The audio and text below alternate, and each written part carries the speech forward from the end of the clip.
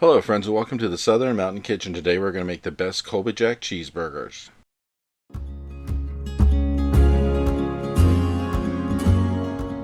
So everything you see on my counter is what we're going to use to make our cheeseburgers, and there is a mix of things here that you usually would not put into either a hamburger or a cheeseburger, because we have some Lipton onion soup mix, we have some Colby Jack cheese, a bunch of spices, some soy sauce, some Worcestershire sauce, egg, and even some minced garlic. These are all going to work to make such a great flavor in this, because it's going to make everything just work in a way that it's going to be so much better than your average cheeseburger. It's going to give you flavor and a punch. When you get a bite into it, you're going to taste all of this. So we're going to start out with a half of a medium-sized onion, and we're going to cut this into very small pieces. Just chop that up as finely as you can. We don't want huge chunks of this going into the burger, because that way they won't cook as well. So little tiny pieces cook way faster. We're going to do it that way. And then we have about a half a cup of Colby Jack cheese here, and we're going to chop that up as well after we're done with the onion, because we want to make sure that, like in both cases, these are smaller pieces going into our burgers. So I'm using the block cheese. I find it melts a lot better, it works a lot better when you're doing this, and you basically just slice this with a knife and cut it into the little slivers. That way that when it goes in, it's going to melt regardless. So you could shred it if you want to on something, but you could easily just take a knife and cut this into small pieces. And that's what we're going to do with this. And then once these are all done, we're going to set them to the side when we start mixing up the other ingredients for what's going to be our burger. So go ahead, get these all chopped up, set them to the side, and we're going to start in a large bowl. We're going to add 1.5 pounds of ground beef. Get that all in there. Then we're going to add 1 large egg. And once that's in, we're going to go on and add 2 more ingredients before we do anything else. We're going to add 1 teaspoon of Worcestershire sauce and 1 teaspoon of soy sauce. Now these are really going to kick the flavor when we're actually going to get something going here with this and the cheese and everything else. It's just going to be amazing. So once we get them in there, we need to mix this all together. I suggest doing it by hand because it works the best to get everything mixed through. You could try this with a spoon. It really is not as effective as using your hand. So just mix this up, and then after we get this really mixed through, we're going to bring the cut up cheese and onion into it. So get that egg all the way through there, get all the seasoning that we've already put for the Worcestershire sauce and the soy sauce, and get it all into the ground beef, and then we'll bring in the cheese and onion. So once these are ready to roll in, just slide them straight off your cutting board, and once they're there, just go ahead and use your hand and mix these through the ground beef that's already in there. And when you're doing this, you need to push into the ground beef a little bit to actually make these things incorporate, because you're trying to push them into the meat itself. So just work your way through, because we're going to mix this a couple more times with other things, so everything will get mixed thoroughly as we go. So just push it around the bowl as much as you can. And the next step after this, we're going to add seasoning to this, and the seasoning is really going to kick something into the flavor. Now, when you're pushing this through, make sure the cheese gets into the ground beef as much as possible. And same thing with the onion. So once you get it really mixed up, then you're going to need several different seasonings here. So we're going to start out with 1 teaspoon of parsley, 1 teaspoon of basil, 1 teaspoon of oregano, and a half a teaspoon of rosemary. And get those in there. Then we're bringing in a half a teaspoon of salt, a half a teaspoon of pepper, and a half a teaspoon of garlic powder. Then after that, we have 1 teaspoon of minced garlic.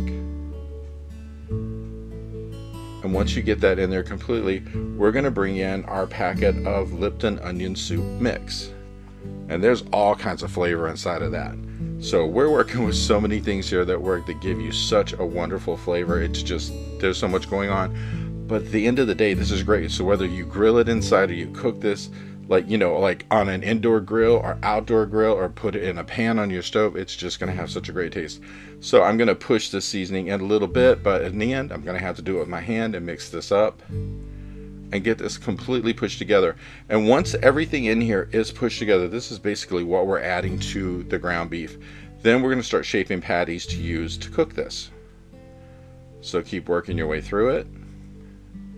And as you go, push into it with the palm of your hand a bit, and that will actually push all of these things into the ground beef to a point where it's holding together. That's one of the reasons why we use the egg before, to actually give this a little bit of staying power and actually glue these things together as we go. Now, once you get this done, now I'm going to cook mine indoors. You could cook this on a grill if you want to. Just go ahead and shape your patties. You should be able to get enough for 4 really healthy hamburgers out of this. So go ahead and do that. And then once it's done, we're going to move to the pan that I'm going to be cooking in. Now, I am spraying with nonstick cooking spray because there's cheese in this and it could possibly set up shop. We don't want it sticking. So what we want to do is take each one of our patties, put it in here, get this heat going to at least a medium-high heat, because we want these things to really cook. Just bring them in one at a time until you get them all in there. Now, just a reminder to you, as these cook, they're going to actually put off a bit of grease in the pan, and some of the grease will have a little bit of cheese in it, just because there's cheese inside of it. Not a lot of it's going to run out, because as this heats up, it's going to sear it inside and it's going to stay there.